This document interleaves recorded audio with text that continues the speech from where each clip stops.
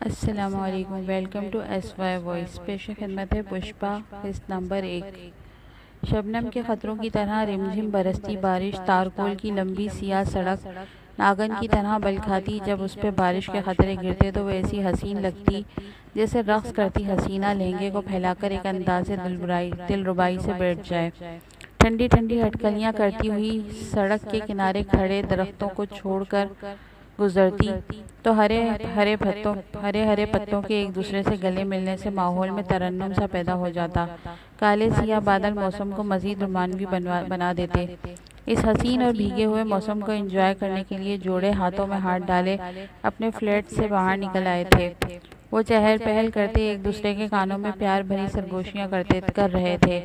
کچھ لوگ گاڑیوں میں بیٹھ کر ہی اس ماحول کو انجوائے کر رہے تھے۔ آہستہ آہستہ رات کی سیاہی ماحول کو اپنی لپیٹ میں لینے لگی، مصنوعی روشنیاں جگمگ کر اٹھیں تو ماحول کچھ پراسرار سا لگنے لگا۔ دبئی جیسے گرم خطے کی ایک ایسی خوبصورت شام ڈھل گئی جو سال میں ایک آدھ دفعہ ہی آتی ہے۔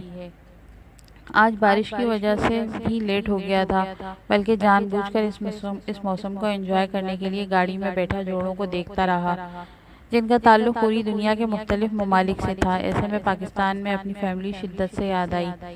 اپنے وطن کا پورا ماحول، بچپن اور لڑکپن آنکھوں کے سامنے لہرا گیا۔ کس طرح جب ساون کی رت میں بارش ہوتی تھی تو دوستوں اور کزنز کے ساتھ مل کر کچے صحن میں خوب اچھل کود کرتے تھے، ہنستے مسکراتے، کبھی پھسل کر گر جاتے، کیچڑ میں لت پت ہو جاتے، لیکن کوئی پرواہ نہیں تھی، پھر ویسے ہی مستیاں شروع کر دیتے۔ بہنیں اماں کے ساتھ مل کر پکوان بناتی، پکوڑے، کچوریاں یا پھر حلوہ پوری کی خوشبو کچن میں کھینچ لاتی تو اماں پیار سے کہتی، شاہزیب پتر پہلے منہ ہاتھ دھو لے، کپڑے بدل لے، پھر ساری کھانے کی چیزیں دیتی ہوں، بلکہ ایسا کر تو نہا ہی لے۔ لیکن میں ایسے ہی کچن میں گھستا تو بہنیں چیخ اٹھتی، ہم نے اتنی مشکل سے صفائی کی ہے اور دیکھ سارا کچن خراب کر دیا۔ ایک دم موبائل کی بیل پر خیالوں سے باہر آ گیا۔ طارق کی کال تھی۔ کہاں ہو یار، تم تو 3 بجے ہی گھر آ جاتے ہو، اب رات ہونے کو آئی ہے۔ طارق نے فکر مندی سے پوچھا، بس یار موسم انجوائے کر رہا تھا، اب بس آ ہی رہا ہوں۔ میں نے اس کی فکر مندی پر مسکراتے ہوئے جواب دیا، جلدی پہنچو، آج چندہ نے بہت اچھا کھانا بنایا ہے۔ چندہ کے نام پر میں نے برا سا منہ بنایا، مجھے اس سے چڑ سی تھی، لیکن فی الحال فون پر میں نے کوئی بات نہیں کی، اس لیے اوکے کہہ کر کال بند کر دی۔ گاڑی سٹارٹ کر کے گھر کی طرف چل دیا۔ چندہ سے میری کوئی ذاتی پرخاش نہیں تھی، نہ ہی میں نے کبھی اسے کچھ کہا تھا۔ وہ میری عزت کرتی تھی، وہ طارق کی گرل فرینڈ اور اس کے ساتھ ہی فلیٹ میں رہ رہی تھی۔ مجھے یہ سب اچھا نہیں لگتا تھا۔ طارق شادی شدہ تھا اور وہ پاکستان میں بھابھی اور اس کی حرکتوں سے واقف تھی اور یہ پریشان بھی بہت رہتی تھی۔ اکثر مجھے کہتی کہ میں اسے سمجھاؤں، میں سمجھانے کی کوشش بھی کرتا۔ طارق میرا اچھا دوست تھا، اکثر مجھے خاموش ہونا پڑتا۔ کچھ جگہ ایسی بھی ہوتی ہیں کہ ہم چاہ کر بھی کچھ نہیں کر سکتے۔ پھر میں طارق کے فلیٹ میں بھی رہ رہا تھا کیونکہ میں نے فلیٹ کے لیے اپلائی کیا ہوا تھا اور ابھی تک مجھے ملا نہیں تھا۔ طارق کو مل گیا تھا اور اس کے کہنے پہ ہی میں اس کے ساتھ رہ رہا تھا، اس لیے چندہ کو بھی برداشت کرنا پڑ رہا تھا۔ اپنی سوچوں میں گم میں فلیٹ پہنچ گیا۔ 10 منزلہ بلڈنگ کے 4تھے فلور کے ایک خوبصورت فلیٹ تک پہنچتے میرا بھوک سے برا حال ہو گیا۔ طارق نے دروازہ کھولا تو کھانے کی خوشبو نے بھوک میں مزید اضافہ کر دیا۔ جلدی سے فریش ہو کر میں کھانے کی ٹیبل پر آ گیا۔ کھانا واقعی مزے کا تھا، اس لیے میں نے بھی چندہ کی تعریف کر دی، جس پر اس سری لنکن لڑکی نے مسکرا کر شکریہ کہا۔ کھانا اچھا تھا، پھر بھوک بھی تیز، ایسی صورت میں تعریف نہ کرتا تو زیادتی ہوتی نا۔ اس پر طارق بھی خوش ہو گیا۔ اگلے دن میں جب آفس سے واپس آیا تو طارق چھوٹے سے ڈرائنگ روم میں بیٹھا ٹی وی دیکھ رہا تھا۔ میں نے فریش ہو کر کھانا وغیرہ کھایا، آرام کیا اور شام کو جب کمرے سے باہر نکلا تو دیکھا طارق وہیں بیٹھا ہوا تھا۔ اس لیے میں نے پوچھ لیا، کیا اس وقت سے یہیں بیٹھے ہو؟ ارے نہیں، اس وقت کا نہیں بیٹھا، بلکہ ابھی آیا ہوں۔ اصل میں چندہ نہیں ہے نا، آج اپنی کسی دوست کے ہاں گئی ہے، اکیلا بور ہو رہا تھا۔ اور کوئی بات نہیں، اس نے جمائی روکتے ہوئے کہا۔ میں نے صرف سر ہلا دیا اور اس کے قریب ہی بیٹھ گیا۔ ٹی وی پہ کوئی نیوز چینل لگا ہوا تھا، میں نے دیکھنے لگا۔ کچھ دیر خاموشی سے گزر گئی۔ میں نے طارق سے کہا، یار یہ 4 کمروں کا فلیٹ ہے، ہم 2 کمرے استعمال کر رہے ہیں، باقی کمرے خالی ہیں، جس کا ہمیں کوئی فائدہ نہیں ہے، ہمیں کوئی نہ کوئی تو فائدہ لینا چاہیے۔ میں سمجھا نہیں، تم کیا کہنا چاہتے ہو؟ طارق نے ناسمجھی والے انداز میں میری طرف دیکھ کر مجھ سے پوچھا۔ میں نے کہا، دیکھو میں سوچ رہا ہوں کہ ہم یہ 2 کمرے کرائے پر چڑھا دیں، جس سے ہمیں اچھی خاصی آمدنی ہو سکتی ہے، ہم فائدے میں رہیں گے۔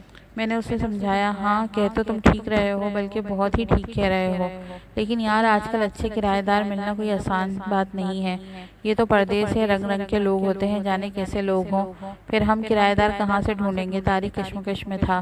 میں نے کہا کہ اس کے لیے ہم کسی بھی اخبار میں اشتہار دے دیتے ہیں، بہت ساری فیملیز جنہیں کمروں کی ضرورت ہوتی ہے وہ ہم سے رابطہ کر لیں گی۔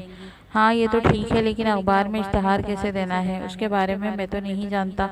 اخبار کا دفتر کہاں ہے، کیسے جانا ہے، مجھے کچھ نہیں معلوم۔ ایسا کرو یہ کام تم ہی کر لو۔ وہ رضامند ہو گیا۔ میں نے کہا ٹھیک ہے، میں یہ کام آج ہی کر دیتا ہوں۔ اوکے ٹھیک ہے، طارق نے جواب دیا۔ میں اٹھ گیا، پھر میں نے اشتہار دے دیا۔ اگلے دن جب میں فلیٹ میں آیا تو چندہ اور طارق ٹی وی دیکھ رہے تھے۔ ہیلو ہائے، طارق نے مسکرا کر کہا اور مجھے بیٹھنے کا اشارہ کیا۔ میں نے بیٹھتے ہی بتایا، اخبار میں اشتہار دے دیا ہے، اب جو لوگ بھی اشتہار دیکھیں گے جنہیں 2 کمروں کی ضرورت ہوگی وہ کالز کر لیں گے۔ تمہیں تو کل چھٹی ہے تو کل کہیں جانا نہ، بلکہ گھر میں رہنا تاکہ کالز اٹینڈ کر سکو، اور دیکھو کوئی اچھی سی فیملی دیکھنا، ایسے ہی کسی کو نہ رکھ لینا، اچھی طرح دیکھ کر، آخر انہوں نے ہمارے ساتھ رہنا ہے، اچھے لوگ ہوں گے تبھی آسانی ہوگی نا۔ میں نے اسے سمجھایا۔ ہاں ٹھیک ہے، میں کل سارا دن گھر پر ہی رہوں گا، تم فکر نہ کرو، میں اچھے لوگ دیکھ کر ہی کرائے پر دوں گا۔ اس نے مجھے مطمئن کیا۔ پھر میں زیادہ دیر وہاں نہیں بیٹھا، اٹھ کر کمرے میں آ گیا۔ کمرے میں آتے ہی طارق کے بارے میں سوچنے لگا۔ وہ میرا بہت اچھا دوست تھا، میرے مشوروں پہ عمل بھی کرتا تھا، مجھے اس سے کوئی شکایت نہیں، تھوڑا سا عیش پرست تھا، میرے منع کرنے کے باوجود بھی وہ نہیں رکتا، اس کے باوجود بھی ہماری دوستی میں فرق نہیں آیا۔ کمرے میں تنہا لیٹا میں اس کے بارے میں سوچ رہا تھا اور کسی دانشور کی کہی ہوئی باتیں یاد آ گئیں۔ اس دوست کی عزت کرو جو آپ کو اپنے مصروف وقت میں سے کچھ وقت دے، لیکن اس دوست سے محبت کرو کہ جب آپ کو اس کی ضرورت ہو تو وہ آپ کے لیے اپنی مصروفیت چھوڑ دے۔ شیشہ اور دوست میں صرف ایک ہی فرق ہوتا ہے، ویسے تو دونوں ہی نازک ہوتے ہیں، لیکن شیشہ غلطی سے ٹوٹتا ہے اور دوست غلط فہمی سے، جو بہت سارے چہرے واضح کر دیتا ہے، اور اچھا وقت بادلوں کی طرح ہوتا ہے جو سورج کی تپش کو روک لیتا ہے۔ زندگی کو بدلنے میں وقت نہیں لگتا، لیکن وقت کو بدلنے میں زندگی لگ جاتی ہے۔ انہی سوچوں میں گم مجھے نیند آ گئی۔ اگلے دن جب میں ڈیوٹی سے واپس آیا تو طارق ڈرائنگ روم میں بیٹھا نیوز پیپر دیکھ رہا تھا۔ ہیلو ہائے کرنے کے بعد میں نے پہلا سوال یہی کیا، کیا بنا، کسی کرایہ دار کی کال وغیرہ آئی؟ تم کال کی بات کرتے ہو، میں نے تو کرایہ دار رکھ بھی لیے، اس نے اخبار لپیٹتے ہوئے ایک طرف رکھتے ہوئے کہا۔ کیا مطلب یار؟ میں حیران ہو گیا۔